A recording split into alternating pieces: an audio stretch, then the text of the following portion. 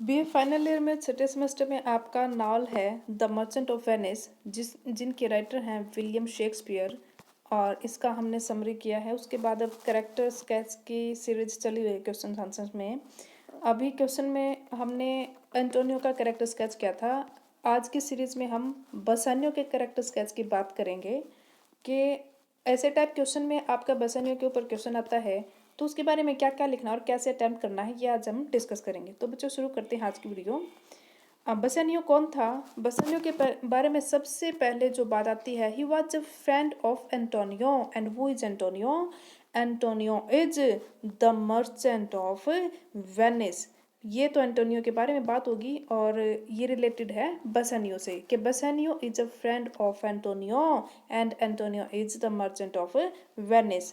दूसरी बात क्या है कि जब Antonio in the opening lines of the play के स्टार्टिंग के या शुरुआती ओपनिंग लाइन में, यानी जिनसे प्ले शुरू होता है उनमें Antonio is thinking about something, वो किसी बारे में सोच रहा है। देन बसानियो कम्स देयर, वहाँ पे बसानियो आ जाता है। And Bassanio asks for money. Ask के साथ एस लगेगा क्योंकि बसानियो सिंगुलर है, तो बसानियो आस्क करता है मनी के बारे में किससे? एंटोनियो से। But Antonio says that he has no money. Antonio कहता है कि उसके पास कोई पैसा नहीं है। क्यों? क्योंकि एंटोनियो के सारे पैसे कहाँ लगे हैं? उसके जहाज़ों में लगे हैं, और एंटोनियो के सभी जहाज पानी में गए हुए हैं अभी, तो उसके पास पैसे नहीं है। देन बसनियो कहता है, then Bassanio says that he, कौन? Antonio. Antonio should go and ask for someone else, ask for money to someone else, कि बसनियो को एंटोनियो को जाना चाहिए बसनियो के लिए पैसे मांगने किसी और के पास। Then they go to, they goes नहीं आएगा, दे प्लूरल है, they go to Shylock for money. Shylock के पास जाते हैं पैसे मांगने के लिए। तो जी ये शाइलोक के पास पैसे लेने जाते हैं, तो हमें पता ही है कि एंटोनियो ने शाइलोक के साथ अच्छा बिहेवियर नहीं किया और बसनियो के लिए पैसे ले भी लिए, तो एक बॉन्ड भर के पैसे लिए। तो बसनियो के बारे में जब हम कैरेक्टर स्केच की बात करते हैं तो स्टार्टिंग में हम ये सब लिखेंगे, बसनियो एंटोनियो का फ्रेंड और ऐसे ऐसे करके पैसे लेने गए। अब बसनियो को पैसे क्यों चाहिए थे? उसको पैसे चाहिए थे कि पास के किसी देश में राजा की एक लड़की का स्वयंवर था। उस लड़की का नाम था पोर्शिया। कि पोर्शिया के साथ बसनियो अपना लक आजमाना चाहता था। उसे लगता था कि उसके पास पैसे नहीं। He was a good looking and handsome man, he was a good looking young handsome man, और जो कि कोशिश कर रहा था कि किसी तरीके से किस्मत उसका साथ दे दे, तो वो पोर्शिया का हाथ अगर पाने में सफल हो तो पोर्शिया के साथ साथ उसकी जितनी भी संपत्ति थी वो भी बसनियो को मिल जानी थी। तो इस प्रकार से बसनियो कहा जाता है पास के किसी देश में जाता है और वहाँ पे अपनी किस्मत आजमाता है।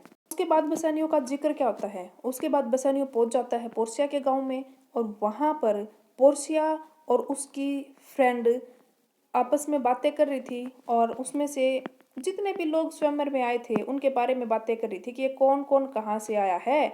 तो ये कहती है, पोर्शिया कहती है कि मुझे ये लड़का, इसके बारे में डिटेल बताओ। सभी के बारे में बात करने के बाद वो इस बसनियों के बारे में डिटेल मांगती है, और and she says that she likes him somewhere, कि उसे लगता है कि वो कहीं ना कहीं इस लड़के को पसंद करने लगी है। अब जब हमने स्टोरी पढ़ी तो उसमें बसनियों का बहुत सारा रोल नहीं आता है। वो पैसे लेने के बाद पोर्शिया का हाथ मांगने जाता है और वहाँ पर अपनी किस्मत आजमाता है। और जब थ्री कास्केट्स की बात आती है, बसनियों से पहले भी कुछ प्रिंसेस ने थ्री कास्केट्स को ओपन किया था। अब इसके जिक्र आता है बसनियों का कि उसको थ्री कास्केट में से किसी भी एक कास्केट को चुनना है जिसमें पोर्शिया की सही तस्वीर होगी, और वो सही कास्केट चुनने के बाद बसनियों को पोर्शिया के साथ साथ उसकी जमीन जायदाद भी मिल जानी थी। अब जब थ्री कास्केट के पास बसनियों जाता है, पोर्शिया कहती है बसनियों को कि I like you so much that I want to tell you the right casket, कि मैं तुम्हें सही कास्केट के बारे में बताना चाहती हूँ। देखिए हमें बहुत टफ इंग्लिश की ज़रूरत नहीं है, हम सीधे सीधे लिख सकते हैं कि वो क्या कहना चाहती है। ग्रामेटिकली मिस्टेक नहीं होनी चाहिए, लेकिन अपनी सेंस मीनिंगफुल हो जानी चाहिए कि हम क्या कहना चाह रहे हैं। पोर्शिया कहती है कि वो बसानियो को सही कास्केट के बारे में बात तो बताना चाहती थी कि इस कास्केट में मेरा फोटो है, इस बक्से में मेरा फोटो है, लेकिन she does not do that, वह ऐसा नहीं करती। और ऐसा क्यों नहीं करती? बिकॉज शी सेज दैट, वह कहती है I am loyal to my late father, कि मैं अपने स्वर्गवासी पिता के प्रति वफादार हूँ। और उनकी विश थी कि कोई लड़का आए और अपनी मर्जी से उन कास्केट में से सही कास्केट का चुनाव करे, किसी इलीगल तरीके से कोई और आके ना बताए उसको। इसलिए पोर्शिया मना कर देती है बसानियो को सही कास्केट के बारे में बताने से। लेकिन जब बसानियो जाता है तो वह सोने के कास्केट को देखता है, चांदी के कास्केट को देखता है, लीड या टीन के धातु से बने कास्केट को भी देखता है। वह सोचता है कि मन में कुछ विचार चलते हैं उसके, कि एक बार लगता है कि इतनी सुंदर राजकुमारी का किसी ऐसे पुराने से बक्से में नहीं हो सकता उसका फोटो। लेकिन फिर वो सोचता है कि सोना मतलब ग्रीड, लालच, और ऐसी हर चमकती चीज सोना नहीं होती। यह उस बक्से में लिखे उस पर्चे पे भी लिखा हुआ है, उस कागज पे भी लिखा हुआ है, और बसानियों के दिमाग में भी यही बात आती है। फिर वो चांदी की तरफ आता है और उस चांदी के बक्से को देखकर भी कुछ सोचता है कि यह भी भ्रम हो सकता है, छलावा हो सकता है। और फिर वह कुछ सोचकर टीन के बक्से का चुनाव करता है, जिसमें निकलती है पोर्शिया की तस्वीर और एक कागज निकलता है जिसपे कुछ डिटेल में लिखा हुआ है। और उसमें लिखा है कि तुमने सही बक्से का चुनाव किया, तुमने सोना या चांदी के बक्से को देखकर ग्रीड में तुम नहीं आए, तुम लालची नहीं बने। लेकिन ये कौन जानता है कि ये तो अपनी किस्मत आजमाने आया था। खैर, उसका पर्सनैलिटी वहाँ पे काम आ गया, किसका? बसानियो का। और उसने सही बक्से का चुनाव करके पोर्शिया का हाथ पा लिया था। अब जब जैसे उनकी शादी होती है, किनकी? बसानियो और पोर्शिया की। जैसे ही शादी होती है तभी तभी खबर पहुंचती है उन दोनों के पास कि एंटोनियो की जान खतरे में है। शाइलोक ने जो बॉन्ड भरवाया था उस कंडीशन के हिसाब से शाइलोक एंटोनियो के चेस्ट में उसके दिल के बहुत करीब से चाकू के साथ कुछ पौंड मीट निकालने वाला था। और एंटोनियो ने अपने दोस्त के पास खबर भिजवाई कि मेरी जान बचा लो। मैं उसमें जब आप टेक्स्ट पढ़ोगे ना तो उसमें लिखा मिलेगा जैसे शेर के पास बकरी बांधने से वह कमज़ोर हो जाती है, मेरा उससे बुरा हाल है। ये डायलॉग डिलीवरी है और ये राइटिंग का एक हम कह सकते हैं एग्जाम्पल है कि कैसे अपनी बात को रखा जाना है। बात तो सीधी सी है कि एंटोनियो की जान खतरे में है और ये डरा हुआ है। अब उसको कहने का तरीका क्या है? यही तो किसी राइटर को महान या फेमस या फिर हम कह सकते हैं इम्पोर्टेंट बनाता है कि वो अपनी बात को लिखते कैसे हैं, तरीका क्या अपनी बात कहने का, व्हाट क्या कहना है, इट इज़ इम्पोर्टेंट। लेकिन उससे भी ज़्यादा इम्पोर्टेंट क्या हो जाता है? हाउ, कि हमने अपनी बात को कहा कैसे है। ये बात मैंने आपको क्लास में बहुत बार बताई भी है। चलिए आगे बढ़ते हैं कि एंटोनियो अपने दोस्त बसानियो के पास अपना मैसेज भिजवाता है कि मेरी जान खतरे में है, मुझे बचाओ। तब बसानियो पोर्शिया को बता चुका होता है कि मेरा एक ऐसा दोस्त था, उसी से पैसे उधार लेकर मैं यहाँ तक आ पाया और हम आज मिल पाए। अगर एंटोनियो नहीं होता तो मैं आज यहाँ शायद नहीं हो पाता। अब पोर्शिया भी बहुत उदार लड़की है। वो अपने हस्बैंड को कहती है कि तुम्हें अपने दोस्त की जान बचाने जाना चाहिए। और पोर्शिया 10 गुना पैसे देकर अपने हस्बैंड को वहां से रवाना करती है। अब बसानियो कहाँ पहुंच जाता है? कोर्ट में। देखिए बच्चों, कैरेक्टर स्केच चल रहा है बसानियो का, इसलिए बहुत इधर उधर की बातें नहीं करेंगे, जिनमें बसानियो का डायरेक्टली या इनडायरेक्टली जो भी रोल है, जहां बसानियो का हाथ अभी उसमें शामिल है बसानियो, वही बातें करेंगे। अब कोर्ट में पहुंचने के बाद बसानियो क्या करता है? हम स्टोरी में जब हमने पढ़ा तो हमें पता चला कि कोर्ट में पोर्शिया आ जाती है, बसानियो से पहले पहुंच जाती है वो, और कहती है कि तुम ऐसा नहीं कर सकते। लेकिन फाइनली पोर्शिया अपनी विट, WIT, विट का मतलब बुद्धिमता, बुद्धिमता से केस जीत जाती है और शाइलॉक को उसी की चाल में फंसा कर कहती है कि अब तुमने इतने गुना पैसे लेने से मना कर दिया, अब तुम मैं इसको एंटोनियो को नहीं मार सकते क्योंकि तुमने सिर्फ मीट की बात की है, ब्लड की एक भी बूंद नहीं गिरनी चाहिए। इस बात से शाइलॉक केस हार जाता है। अब आगे कहानी बढ़ती है कि जब बसानियो और पोर्शिया की शादी हुई, वो दोनों अलग हो रहे थे क्योंकि बसानियो को जाना था एंटोनियो के पास उसे बचाने के लिए। अब पोर्शिया ने बसानियो को एक रिंग दी थी और कहा था कि यह अंगूठी मेरी निशानी तुम्हारे पास है और जब भी तुम इसे देखोगे तुम्हें मेरी याद आएगी। अगर तुमने इस अंगूठी को अब खुद से अलग कर लिया तो मैं समझूंगी तुमने मुझे खुद से अलग कर लिया। अब ये सब कहने के बाद बसानियो उस अंगूठी को संभाल के लेके अपनी उंगली में पहन के चला जाता है। लेकिन कोर्ट में पोर्शिया जब वकील के बेस में केस जीत जाती है तो वह कहती है कि मैंने तुम्हारे दोस्त की जान बचाई है। किसे कहते, बसानियों से कहते वकील बन के कि मैंने तुम्हारे दोस्त की जान बचाई है।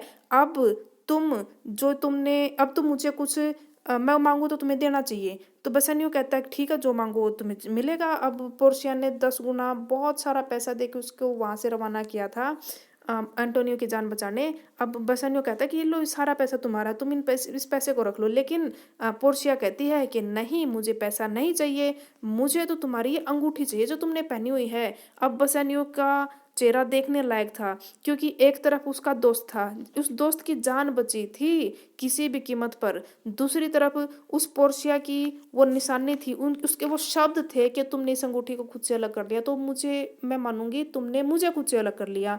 अब वह कुछ फैसला ले नहीं पाएगी। इतनी देर में एंटोनियो कहता है कि क्या तुम्हारे दोस्त की जान की कीमत से बढ़कर यह अंगूठी हो गई। अब बसानियो कुछ कह नहीं पाता और वो अंगूठी वापस निकाल के उसको पोर्शिया जो वकील के बेस में उसको दे देता है। अब कुछ टाइम बाद वो अपने रास्ते निकल जाते हैं, वकील बनी हुई पोर्शिया अपने रास्ते निकल जाती है। अब बसानियो को पता चलता है कि पोर्शिया वहां पहुंच चुकी है जहाँ पे ये केस चला हुआ था। अब वो जाता है पोर्शिया से पोर्शिया के बेस में मिलने और मिलते हैं। फिर पोर्शिया की नज़र एकदम से पड़ती है उसकी खाली उंगली पर। वो कहती है अंगूठी कहाँ गई। अब बसानियो की शक्ल देखने लायक थी, वो कुछ कह नहीं पा रहा था। तब पोर्शिया बड़ा थोड़ा ड्रामा करती है, तुमने खुद से अलग कर दिया अंगूठी, तुमने मुझे बुला दिया, तुमने ये तुमने वो, ऐसा कुछ उसके बेचारे की बुरी हालत होगी। फिर वो पोर्शिया उस अंगूठी को अपने उसको दिखाती है बसानियो को, देखो मेरे पास है। बसानियो चौंक जाता है, कहता है तुम्हारे पास कैसे है। तो पोर्शिया उसे सारी स्टोरी बताती है। अब इससे ज्यादा सीन है नहीं बसानियो का। तो अब बसानियो के बारे में अब कैरेक्टर स्केच की बात आई गई है तो या तो पहली बात समरी में बसानियो का रोल लिखना है, दूसरी बात कैरेक्टर स्केच आ जाए तब बसानियो के बारे में बातें लिखनी है, तीसरी बात एक क्वेश्चन बनेगा कि मेन प्रोटोगोनिस्ट कौन है आपके नावल का, उसके बारे में हम एंटोनियो का जिक्र करते हैं और उसके बाद करते हैं बसानियो का। तो एंटोनियो का जब हमने कैरेक्टर स्केच किया तब हमने थोड़ा सा जिक्र बसानियो का किया था। अब बसानियो के बारे में बात कर रहे हैं मेन प्रोटोगोनिस्ट के पॉइंट ऑफ व्यू से तो थोड़ा सा जिक्र एंटोनियो का भी करेंगे कि या तो एंटोनियो या बसानियो दोनों में से कोई भी एक प्रोटोगोनिस्ट है। इफ इधर एंटोनियो और Bassanio, if Bassanio is not protagonist then Antonio. ऐसा क्यों, क्योंकि जिक्र सबसे ज्यादा इन दोनों का है। लेकिन जब हम कंपैरिजन करते हैं but when we compare the both of the characters then we come to know, तब हमें पता चलता है कि बसानियो का बहुत ज्यादा रोल नहीं होने की वजह से, और वो तो खुद पहली बात किस्मत के अपने किस्मत आजमाना चाहता था, दूसरी बात खुद पैसे उधार पे मांगता फिर रहा था और अपनी तरफ से कमाई भी कुछ नहीं की। वो तो एक चांस की बात थी, पोर्शिया का हाथ उसे मिल गया और उसके साथ उसकी प्रॉपर्टी उसके साथ मिल गई। अब पोर्शिया के साथ शादी होने के बाद ही तो बसानियो की थोड़ी बहुत वैल्यू बढ़ी, वरना बसानियो क्या मेहनत तो कुछ कर ही नहीं रहा था। हीरो से हम एक्सपेक्ट करते हैं कि प्रोटोगोनिस्ट ऐसा नायक ऐसा इंसान होना चाहिए जिसका बहुत आइडल कुछ आदर्शवाद होना चाहिए, ऐसा बसानियो में नहीं दिखता है। ये है मेरे अपने विचार, आपको किसी गाइड में मिलेंगे, आपकी खुद की ऑब्जर्वेशन क्या है या फिर आप मेरे विचार सुन के भी अपनी तरफ से बच्चों अपनी थिंकिंग डेवलप कर सकते हो। तो 3 प्रकार से हमने बसानियो का जिक्र किया। ये सब बातें लिखने के बाद समरी में बहुत सारा जिक्र बसानियो का हम नहीं लिखेंगे। अगर उसके कैरेक्टर स्केच की बात आती है या फिर मेन प्रोटोगोनिस्ट का अलग से क्वेश्चन बनता है या फिर कैरेक्टर स्केच में ही मेन प्रोटोगोनिस्ट के एलिमेंट को आप ऐड कर दो, आई रिपीट समरी में बहुत सारा जिक्र बसानियो का नहीं होगा।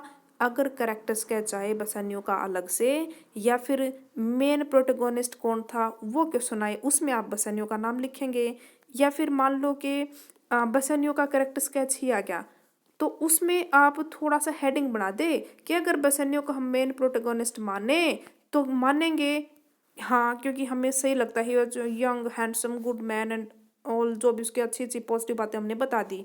अब उसको मेन प्रोटोगनिस्ट क्यों नहीं मानना है उसके बारे में भी हमने बता दिया, बहुत सारा जिक्र नहीं है और वो मेहनती नहीं है, और जो हम आइडलिज्म, जो आदर्शवाद हम सोचते हैं कि एक प्रोटोगनिस्ट के लिए, वो हमें बसनियों में नजर नहीं आता। अगर आपको नजर आता तो आप लिख सकते हो। तो इस प्रकार से बच्चों ये सब पॉइंट आपने लिखने हैं बसनियों के कैरेक्टर स्केच में। अब हम नेक्स्ट कैरेक्टर स्केच किसका करेंगे, नेक्स्ट हम पोर्शिया का कैरेक्टर स्केच करेंगे।